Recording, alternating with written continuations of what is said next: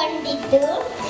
ಈ ಕಾರ್ಯಕ್ರಮದ ಅಧ್ಯಕ್ಷರ ಸ್ಥಾನದಲ್ಲಿ ಆಸೀನರಾದ ನಮ್ಮ ಶಾಲೆಯ ಬಡ್ತಿ ಮುಖ್ಯ ಶಿಕ್ಷಕರಾದ ವಿಜಯ ಮೇಡಮ್ ಇವರಿಗೆ ಸ್ವಾಗತವನ್ನು ಬಯಸುತ್ತಿದ್ದೇನೆ.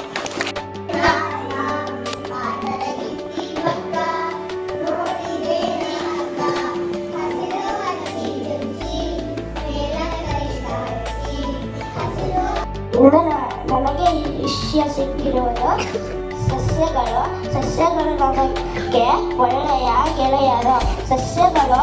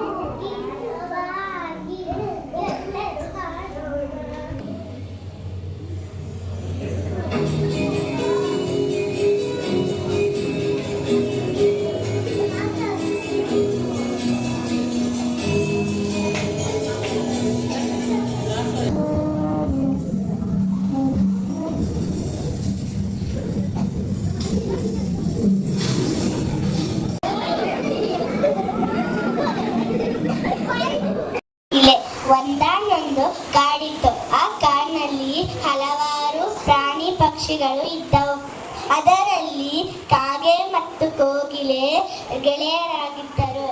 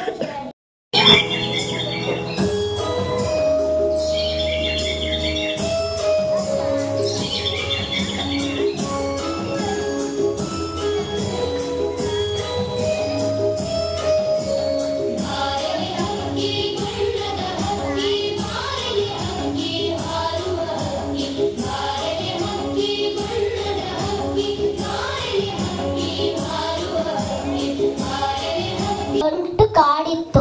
ಆ ಕಾಡಲ್ಲಿ ಒಂದು ದೊಡ್ಡ ಆಲದ ಮರ ಇತ್ತು. ಆ ಆಲದ ಮರದಲ್ಲಿ 2 ಗಿಣಿಗಳು ವಾಸವಾಗಿದ್ವು.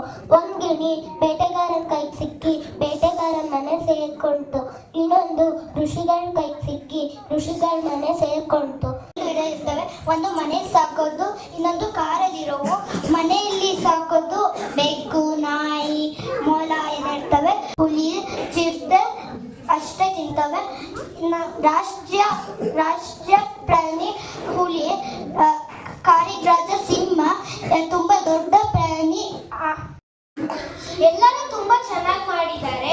ಕಾಡಿನ ಮಾಲಿನ್ಯದ ಬಗ್ಗೆ, ಆಮೇಲೆ ನೀರಿನ ಮಾಲಿನ್ಯದ ಬಗ್ಗೆ ಎಲ್ಲ ಆಕ್ಷನ್ ಡ್ಯಾನ್ಸ್ ಮಾಡಿ ತೋರಿಸಿದ್ರಲ್ಲ, ಅದು ನಂಗೆ ತುಂಬಾ ಇಷ್ಟ ಆಯ್ತು. ಎಲ್ಲರೂ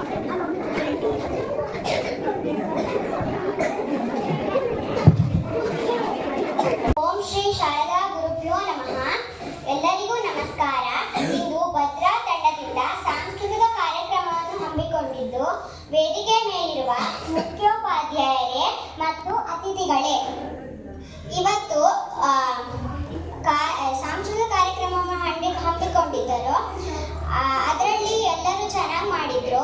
ಮತ್ತೆ ಡ್ಯಾನ್ಸು, ಹಾಡು ಅದೆಲ್ಲ ಹೊಸದು ಎಲ್ಲ ಮಾಡಿದ್ರು. ಮತ್ತೆ ಲಾಸ್ಟ್ನೇದು ಸ್ಕಿಟ್ಟಿಂದು ನೀರನ್ನ ಮಾಲಿನ್ಯ ಮಾಡಬಾರ್ದಂತೆಲ್ಲ ತಿಳ್ಕೊಂಡ್ವಿ. ಮತ್ತೆ ಎಲ್ಲರಿಗೂ ನಮಸ್ಕಾರ. ಇಂದು ನಮ್ಮ ಶಾಲೆಯಲ್ಲಿ ಸಾಂಸ್ಕೃತಿಕ ಕಾರ್ಯಕ್ರಮವನ್ನು ಹಮ್ಮಿಕೊಳ್ಳಲಾಗಿದ್ದು, ಭದ್ರಾ ತಂಡದ ಡ್ಯಾನ್ಸ್ ಎಲ್ಲ ಚೆನ್ನಾಗಿತ್ತು. ನಂಗೆ ಲಾಸ್ಟಿಗೆ 1 ಗಂಟೆಗಳ ಕಾಲ 1 ಮತ್ತು 2ನೇ ತರಗತಿ ಮಕ್ಕಳು ಅತಿ ಅದ್ಭುತವಾಗಿ ಅಂತ ನನಗೆ ಆ ಪದ ಹೇಳಬೇಕು ಅನ್ಸುತ್ತೆ. ಇಲ್ಲಿ ಬಂದು ನಿಂತು ಒಂದು ಕಾರ್ಯಕ್ರಮ ಕೊಡೋದು ಅಂದರೆ ಸುಲಭ ಅಲ್ಲ.